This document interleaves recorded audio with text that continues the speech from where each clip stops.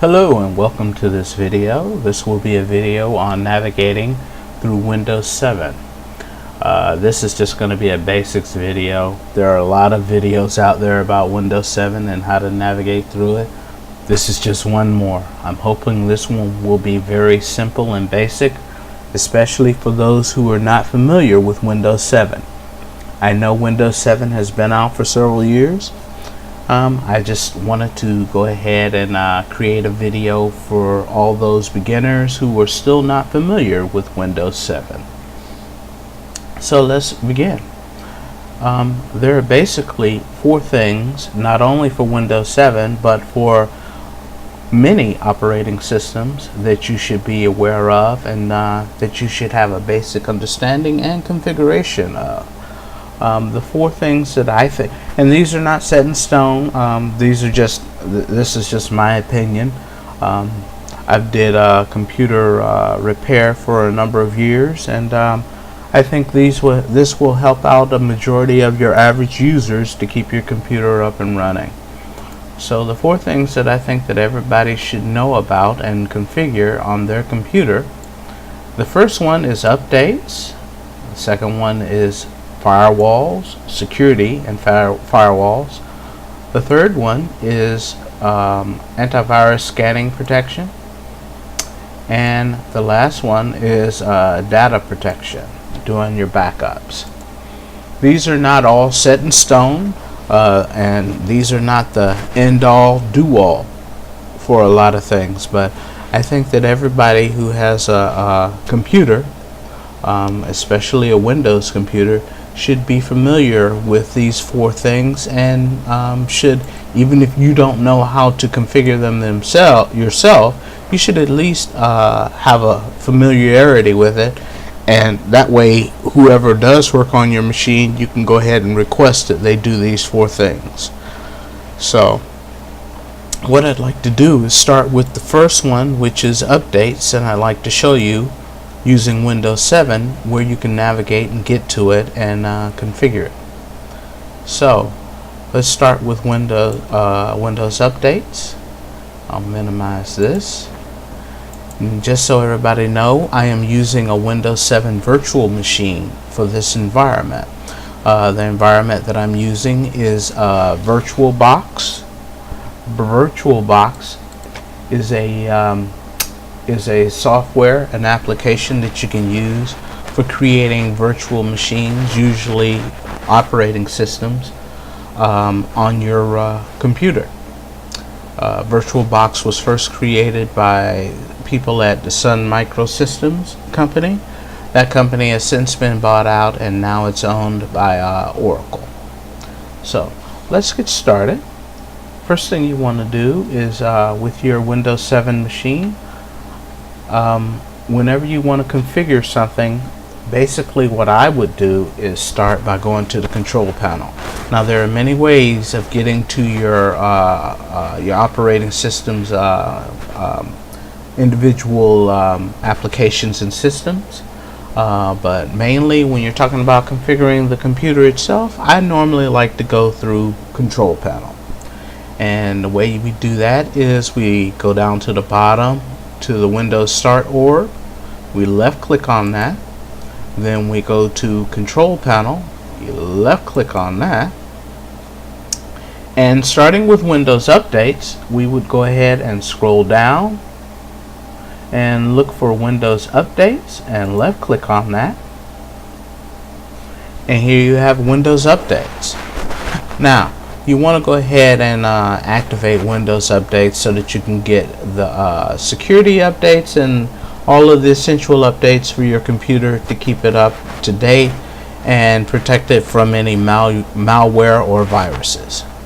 So in order to go ahead and do that and activate your Windows updates, come over here to the left pane, left click on Change Settings, and right here is where you can configure your Windows updates. You can configure it to do it automatically, download updates. You can choose whatever option you want, and then you can choose the rest of these options down here below as well. Hold on a minute. You can choose the rest of these options as well. Once you're done choosing the options that you want, by putting in the tick mark or the check mark, okay, you come down here to the bottom and you click OK. And then you're done. So let's go ahead and close out of that, and let's talk about the next item that we should go ahead and configure. And for that, it will be security as far as firewalls. Now, with firewalls, a firewall can be either a hardware or a software application. Today, the firewall that we will be talking about will be a software application. Now, for those of you who are just starting out with computers, you may want to ask, what is a firewall? Basically, a firewall is just a piece of software that protects your machine from people who are trying to get in to your machine, either through a private network such as your LAN or from the public network, which would be the internet. That's basically all a firewall does, and it does that whether it's a hardware or software application. It just protects your machine from malicious not viruses, but from malicious people, hackers usually, or should I say black hat hackers, because there are good hackers and bad hackers. But it basically protects your machine from bad hackers who are trying to log in or get into your computer for malicious reasons. Now, there are other definitions of what a firewall is. That's the best one that I got for now. If you want a more in-depth explanation, you can go to Google or your favorite search engine and type in firewalls. What are firewalls? Or for those of you who are listening, you can go ahead and type into the description what you think a firewall is. But in either case, let's go ahead and minimize this. We'll go back to our Windows 7 environment. I will zoom in, and then again we'll be going to the control panel.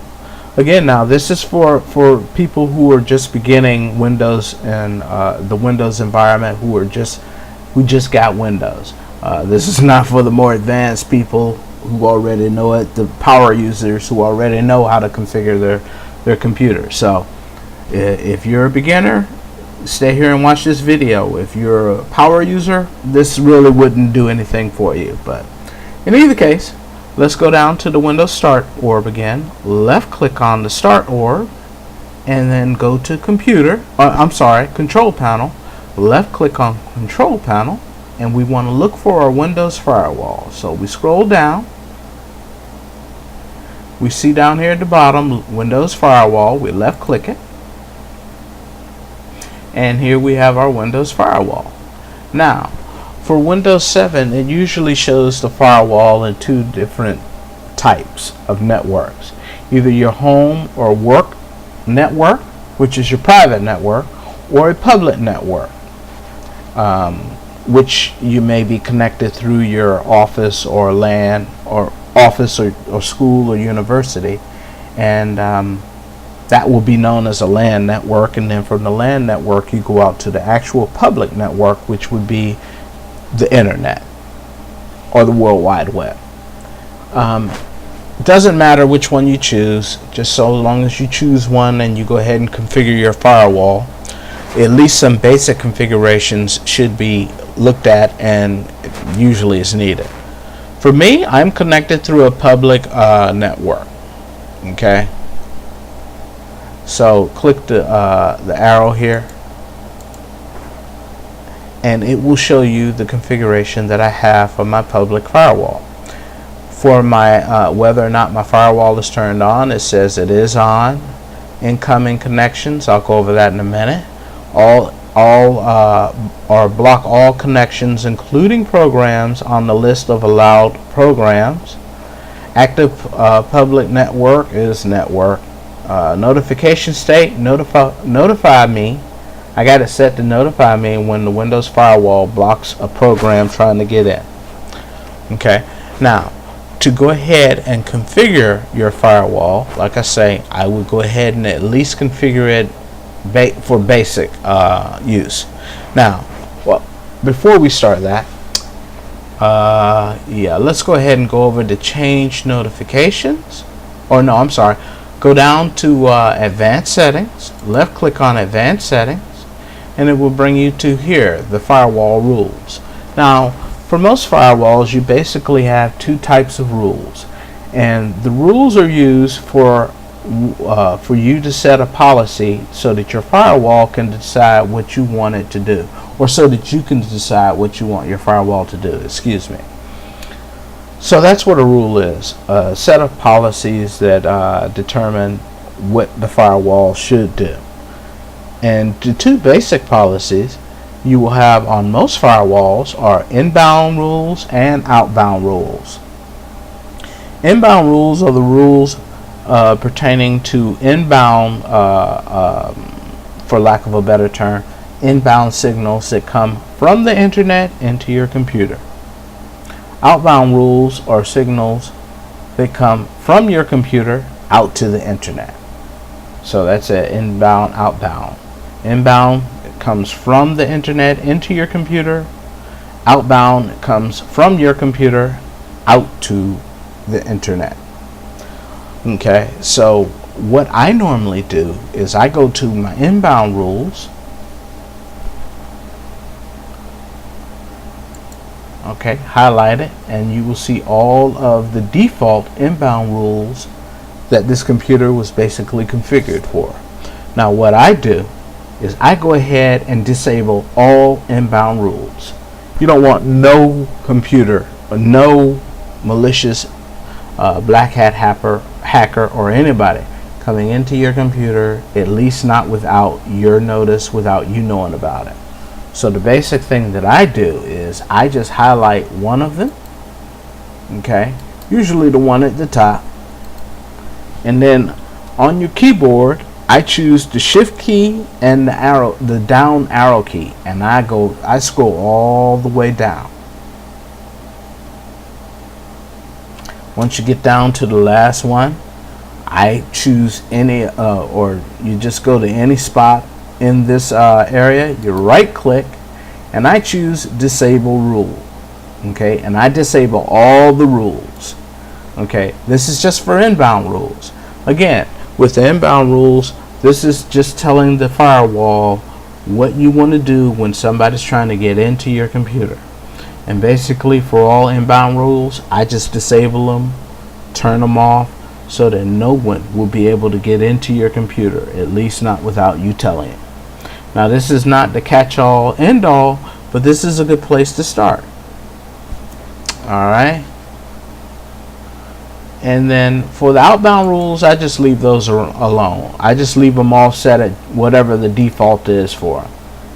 Okay, because like I said, for the inbound rules, this is all the information that's going from your computer out onto the internet. Now if you're a more advanced user and you decide that you do want to go ahead and configure your outbound rules, go right ahead. But for me, for Windows firewall, this is all I do. Okay, and then after that, as you can see, all of your inbound rules, all of your inbound rules do not are blocked. They're all blocked. Inbound connections that do not match a rule are blocked. Well, we don't have any rules because we disabled them all. They are all blocked. Okay, I'm sorry. I know this is for your domain profile, but just choose whichever network you use, whether it's private or public.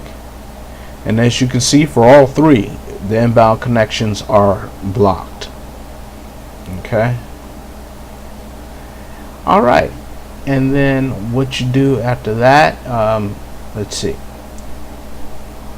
You can go ahead and close out of that. Come back over here to your original panel, your original window. And as you can see, it's still set. Now, if you want to use a third-party firewall in addition to using a Windows firewall, that's also possible, and you can do that as well. Still, you wouldn't want to, if you're going to leave your Windows firewall on, I would go ahead and configure it at least for that so far. I will go ahead and do those basic things what we just went over. If you want to use a third-party firewall and not use Windows Firewall at all, you can go ahead and turn your Windows Firewall off as well by going over here to the left pane again and click Turn Windows Firewall on or off. Left click it. Choose the firewall that you're using, whether it is home or private, or home, work, or private, or public. Again, I'm using the public, and I have all inbound connections set for block and to notify me when the Windows Firewall blocks a new program. If you don't want to use Windows Firewall at all, you can always choose Turn Off Windows Firewall. Alright, and that's what I would do to start off with Windows Firewall, if you do choose to use it and keep it on your use it on your Windows machine. So let's look at the next thing that you would need. Every computer, or most computers, need what is known as an antivirus scanning software. Now, there are those people that say, well, if you have an operating system known as a Linux or Unix, you don't need an antivirus scanning software. For the most part, they are right.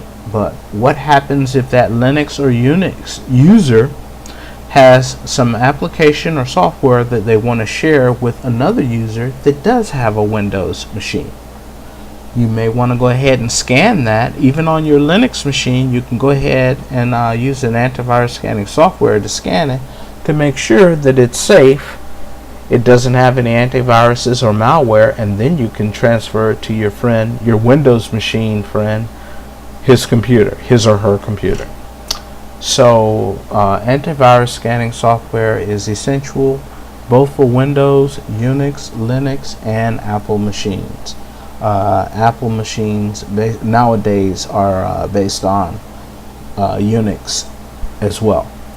But in either case, let's go ahead and look at an antivirus scanning software that you can use on your Windows 7 machine. So we come back over here. I forget, but for Windows 7, I do not think it comes natively with a antivirus scanning software. If it does, the closest one that I can think of is Bitdefender, and I hear that one did not work too well with the Windows 7 environment as well. So what I would suggest is that you go and download an antivirus scanning software. Now, before you say, well, how much does it cost? Just to let you know, there are several places where you can go and download free Windows applications. And I'm going to show you where you can do that now.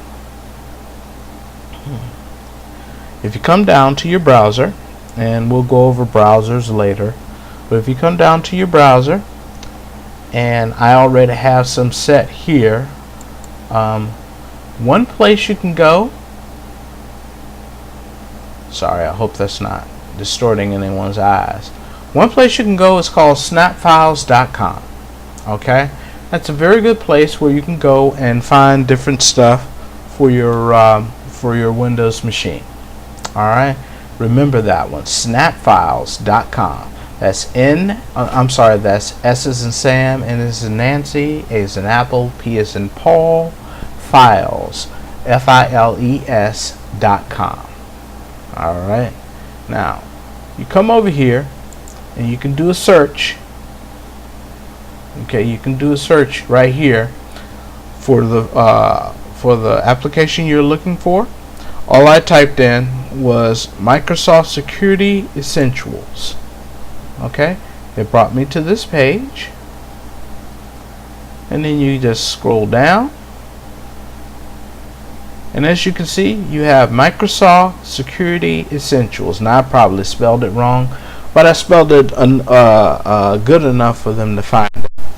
So you come over here, you find Microsoft Security Essentials. This is the antivirus scanning software that I would normally use for my Windows machines. You may have a preference to use another. If you do, go ahead and use your other. It doesn't matter. Whatever your personal preference is, you should go ahead and use that. But for me, if you don't know which happens to be a good antivirus scanning software to use for your computer, I would start off with Microsoft Security Essentials. You come over here, and as you can see, they have details about it, and they have a place where you can download it. It is compatible with Windows XP, Vista, and 7. And the price is exactly what we want. It is free. So I would suggest reading more about it and downloading it. And just so you know, let's minimize it. Let's make this more on the machine. Now we're back at our Windows 7 machine. Let's go ahead. I have already taken the liberty of downloading Microsoft Security Essentials. Let's go ahead and look at it. So if we come down here, if we go to the Windows Start orb, left click on that, and like I said, I already have it installed. So if you go to the application and left click on the application, it will come up. And here it is right here. And as you can see, it has 4 basic tabs. That's what these are here. You have the Home tab, you have the Update tab, you have the History tab, and you have the Settings tab. Okay? The first thing that I would suggest you do after downloading it is update it. And all that is that it is updated with the latest information for how to look for and what to do with your malicious malware, your malicious spyware, your malicious antiviruses. Okay, so it is very important to keep this this software application updated. Always keep it updated. Now, as you can see, for me, it shows that it has been updated, but yeah, you want to always make sure that it's updated. And a simple way to do that is just come over here and left click on the update button. After you've finished with your updates, I will come over here to settings, and I will go ahead and set my machine to automatically update or automatically do a scan of my computer on a regular basis. You can choose either quick scan or full scan. It's up to you. You can choose the day, you can choose the time, you can choose what to check for or what to do. As you can see, check for the latest virus and spyware definitions. That's so it'll automatically do your update. You want to make sure that's chosen. Okay. Start the schedule scan only when my PC is on. Well, your computer is going to have to be on for you to do this automatic update, even if you're not around. So if you want it done on, as an example, Sunday at 2 a.m., you need to just make sure that your machine is on during that time period. And then once you've finished choosing all of your options, come down here and choose Save Changes. And then from that time on, you really don't have to worry about it until you want to come back and change these settings. Anyway, I like using Microsoft Security Essentials because I think that it is pretty easy to use. I think it's also very reliable. So I would check it out if it were me. If you want to choose another preference, if you want to go down and buy your security software, if you want to go down and buy your antivirus scanning software, if you've had good luck with that, fine, go ahead and do that. But it doesn't matter. Whichever one you choose, just make sure you do have one on here. Okay. Now, another thing a lot of people might ask is, do I really need one? And why do I need an antivirus scanning software? As I said before, I believe everyone needs one, including Unix and Linux users. I know that the Unix and Linux community is going to disagree with that, or a lot of you may. But like I said, even if you have a Unix or a Linux, if you pass off information whether that be through applications or programs, to your Windows user friends, then you're definitely going to want to scan it before you pass it off. It might not hurt your Linux or Unix machine, but when you put it into a Windows machine, it might cause all kinds of havoc. And the reason why the Windows users would want to have an antivirus scanning software is anytime you install software from the internet, from a website, especially a website that you're not familiar with, you want to scan it. You want to make sure that it doesn't do anything harmful to your computer. Best way to do that is to use an antivirus scanning software and scan it. Okay, so that's it. That's what we have for antivirus scanning software. So let's see here. Let's go to the next thing. Oh, okay. The last thing that we want to talk about today is data protection. Now, what does that mean? Data protection, backups. Everyone who owns a computer, this is normally my recommendation. I've been working with computers for about 10 to 15 years now, and it is my recommendation that everybody has some type of backup system. It doesn't have to be automatic. It doesn't have to be elaborate. It could be nothing more than just taking your information and copying it from your computer to an external hard drive. It doesn't matter. Everyone should have some type of a data protection or backup policy. Okay? And all that normally requires is that you carry around a thumb drive, or you have some type of a thumb drive, or like I say, an external hard drive, or even if you back it up to DVDs or CDs. As long as you back it up to something other than your computer. Why? Well, for the beginning user, the main reason is what happens if your computer catches an antivirus. Even if you clean that computer of that virus, okay, there still may be remnants, and there still may be, other copies of that virus on there. Which means what? That means that your data has been compromised. But if you go ahead and you do a backup while your data is clean, while it is virus free, then you can go ahead and delete that virus off of your machine. If it destroys your data, you can always put the data back into your machine. So I always recommend that you do some type of a backup on your machine. I know that seems like a long-winded explanation, but that's the gist of it. I'll get off my soapbox now, and we can go ahead and look at the final application that we need to look at today, which would be backing up your Windows 7 machine. So let's zoom in here again. And for backups, what I would do, once again, I would go down to the Windows Start org, left click on that, and you guessed it, I would go over to the control panel, left click on that. Anytime you want to do something with your Windows machine as far as configuring it, the first place I would start is Windows Control, or the control panel. Alright, and then you just look for your backups, which in this case is going to be under Backup and Restore. You left click on Backup and Restore. Alright, and then it brings you here to this page. Let's maximize that. Alright, then we come back over here.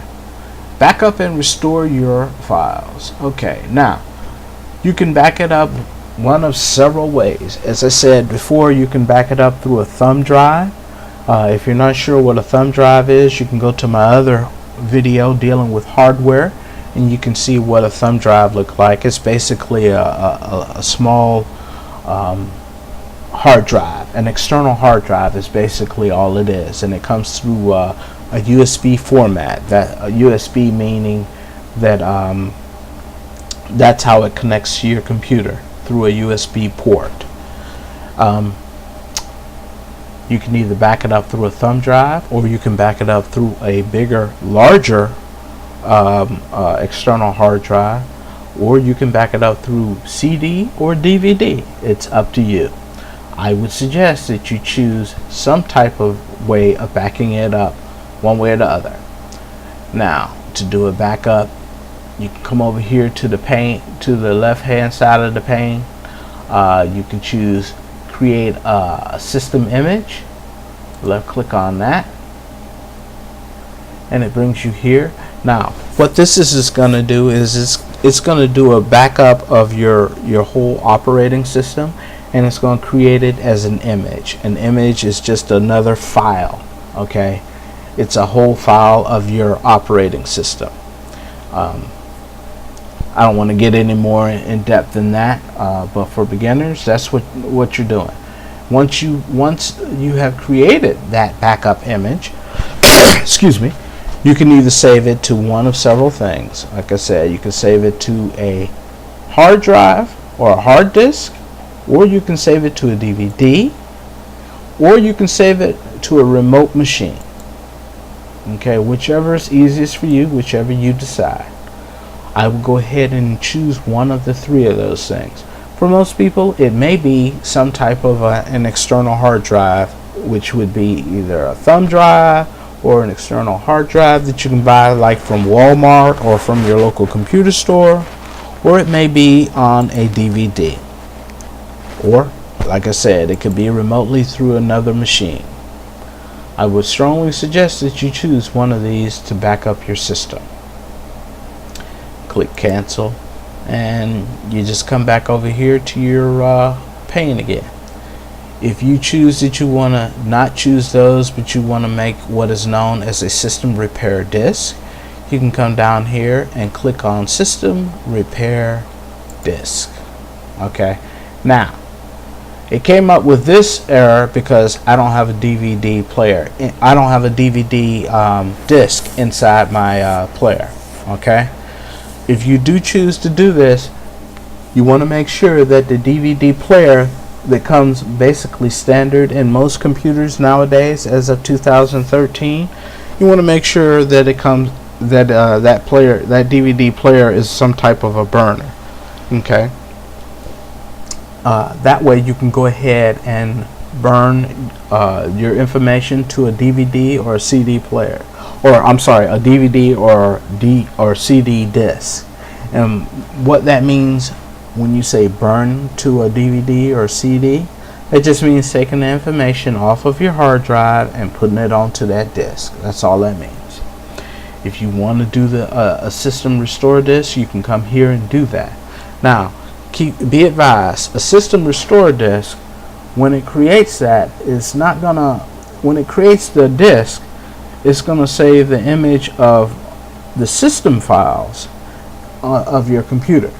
Okay, it may also even save some of the regular files that you have on your computer.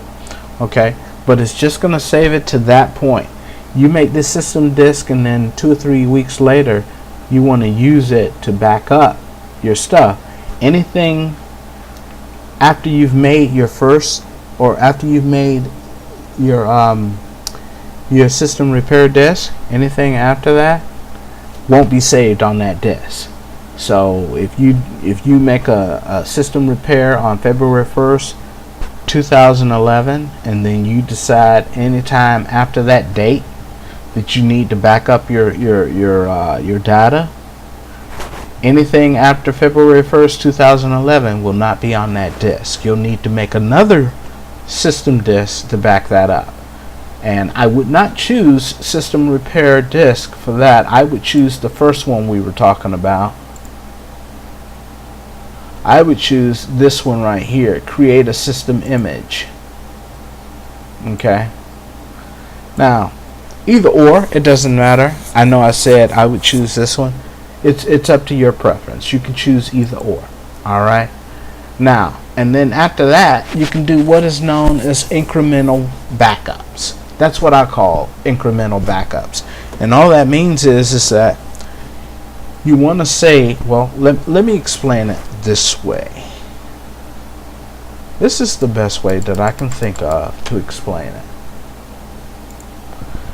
You got your computer, you got some stuff that you saved, right? You saved some pictures from the family vacation, you saved some videos from your kids' play. You saved it, you put it on your computer. where do you put it on your computer so you can get to it at any time? Okay, what I would do is I would come down here to the Windows Start orb, left click on that, and I would come over here to your username, whatever your username is, and then left click on that. Alright, now for any of your things that you want to save, whether it's videos, pictures, music, what have you, you want to save it in one of these, in one of the three things here, either my documents, my music, my picture, or my videos. That's where I would save any of my information. Okay, you might say, well, what if I don't want to save my documents to my documents? You can save it wherever you want to, but I'm just saying for simplicity's sake, I would use these four folders to save all of your information. That way you know all the time where your information is. And let's say, like I say, if you got any pictures or videos or music, you can come right here, double click on it. I don't have anything in here, but let's say like for music, I have a lot of music software, a lot of MP3s that I downloaded or that I got and I put in here. I will go ahead and take it out of here and I would move it to my external hard drive. And that's not hard at all. All you do is you just come here, you right click on it, and you choose, let's see, you should have something called copy. Okay, well it doesn't say it here, but you would hold on, let's make a folder. This is going to be covered in my next tutorial. Okay, well, let's just say you had a folder or a file, either or, and you wanted to save that. You would right click on it, you would come down and you would choose either cut or copy. If you choose cut, it's going to take all the contents out of this folder and take it completely out and put it into your destination, whether that be a thumb drive, external hard drive, what have you. Or you could do a copy. If you do a copy, it's going to take that information, it's going to still leave it in its original location, but it's also going to make a full complete copy into your next destination, whether again that be your hardware, your hard drive, your external hard drive, your external what have you.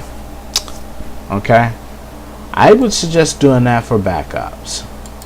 I would suggest using that policy for backups. So that's what I would do. Thank you very much. I believe that ends our video for today. I appreciate you guys looking at my videos. I appreciate you guys coming here. If you want to look at my videos, or if you want to look at them and see them, you can go to you can always go to my website, or they are always uploaded to YouTube. All right, but if you want to go to my website as well, I have them there. I have the links there. You can go to my website. Let me scroll in, and this is my website, learntechvids.com. Okay, if you can't find my videos on YouTube, then you can always come here.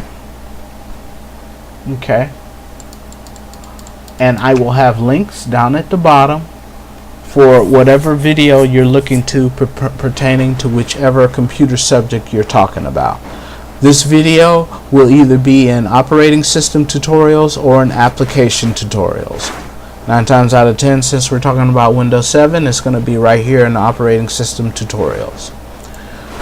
But in either case, all of my videos are hosted through YouTube anyway. But if you want to come here and see the more, find them in a more orderly fashion, they are usually grouped all together pertaining to subject. You'll find all networking tutorials in the networking link, all computer security tutorials in the computer security link, etc. So if you want to look at that video, and they're all free to look at, I would suggest you come to my site and look at them, or you can go to YouTube. In either case, I think this will help you out. Thank you very much. This is just the beginning of my Windows series. I hope this was helpful to you. Look forward to seeing some more videos. Thank you, and you have a good day.